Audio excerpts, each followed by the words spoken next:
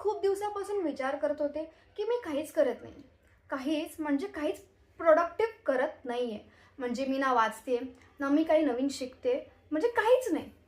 आणि या विचारांनीच मला फार अस्वस्थ वाटत होतं. पण म्हटलं आपल्याला जे वाटतंय ना ते आपण कागदावर उतरवूया, लिहूया, कदाचित थोडं बरं वाटेल. आणि खरंच तसं घडलं. मी लिहिलं आणि मला फार हलकं वाटलं. मी जे लिहिलंय ते मी तुम्हाला आज वाचून दाखवते. खूप दिवस झाले मी काहीच केलं नाही. काहीच म्हणजे खरंच काही नाही.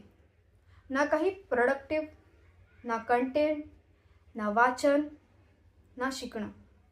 ही जाणीव मनाला अस्वस्थ करीत होती. डोक्यात विचारांची गर्दी आणि त्यातूनच स्वतःलाच दोष देणं सुरू झालं. मी किती मूर्ख आहे, किती निरुपयोगी आहे.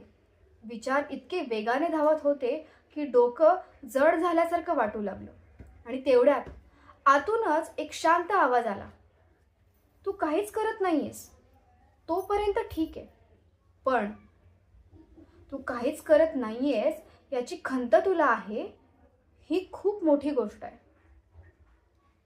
त्या क्षणी काहीतरी बदललं. कारण काहीच न करण्याच्या विचारांनीच मला कागदाकडे नेलं. मी लिहायला सुरुवात केली.